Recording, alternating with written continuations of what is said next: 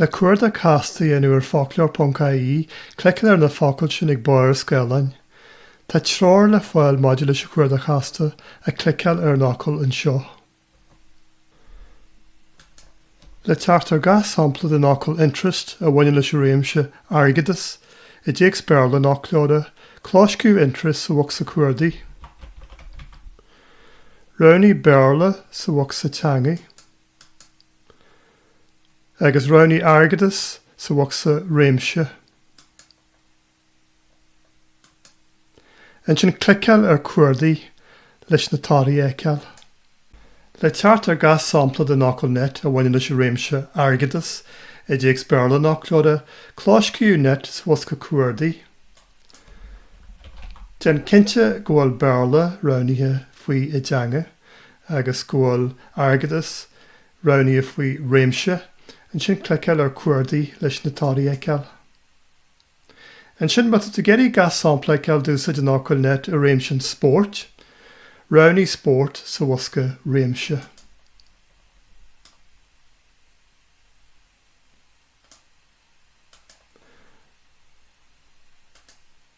Agus tá na tádaí le feiceáil an seo, fishing net, he buried the ball in the net, agus a rialacha.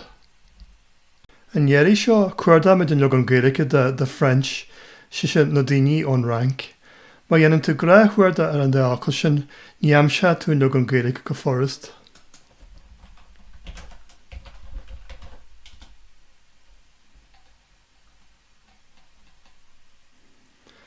A má dhéanann tú Cuardach Casta, aimse tú leag an Gaeilge go laithre.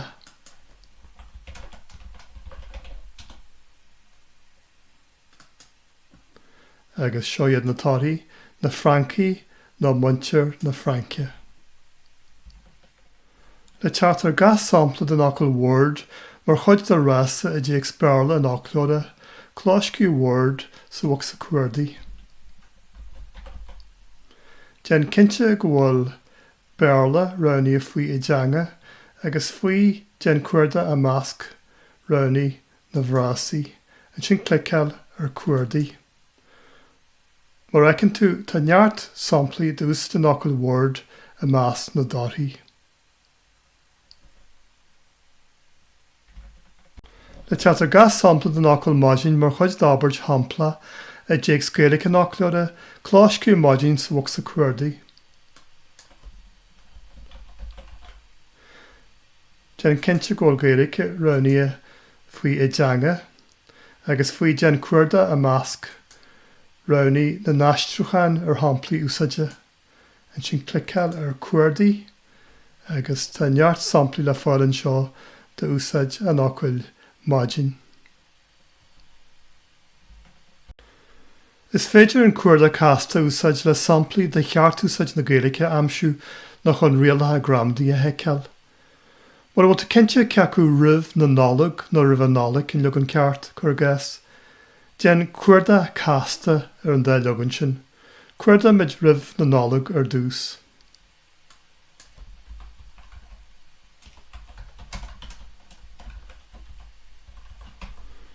Den mid cinnte gháil Gaeilge roinní faoi I dteanga. An sin cliccaid ar cuardaí.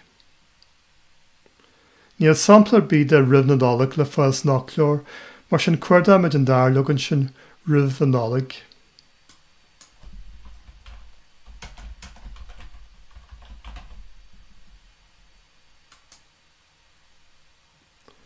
Agus léiríonn na tádaí gháil an leagan éirí sin Roimh an Nollag ceart. Mar bhfuil tá cinnte ceacu na mílte daoine nó na mílte duine an leagan ceart, den Cuardach Casta ar an leagan sin. Cuardach mid na mílte daoine ar dús. Agus níl tarú ar bí aimsiúthe agus an leagan sin. Cuardach mid an dara leagan mar sin na mílte duine. Agus tá ceithre sampla le fáil a measc na rialacha léiríonn sin mar sin gurbe na mílte duine an leagan ceart. Sampla le de Cuardach Casta nis Mar bhfuil cinnte fan na rialacha a bhaineann le beirt móide ainmfhocal mar sampla, is féidir leat Cuardach Casta dhéanú ar an focal beirt le léargus bheith ar na rialacha a bhaineann sin rééisin den gramada.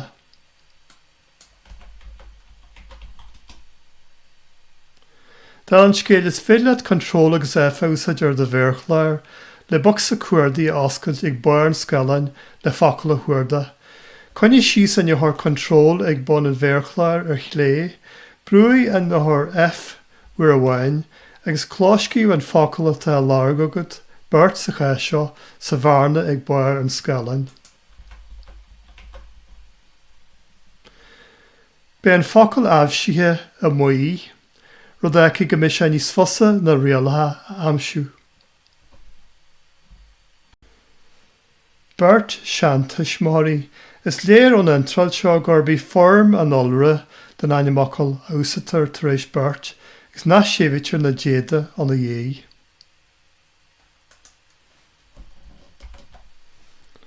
Agus is léir go séivitir na litratha eile. Beirt wach, beirt wan, beirt chasantarí, beirt bhainteoirí. Beirt daltaí. Mar sin tá an Cuardach Casta ar focloir.ie an úsáide ar fad go háirithe mar éis gramadaí.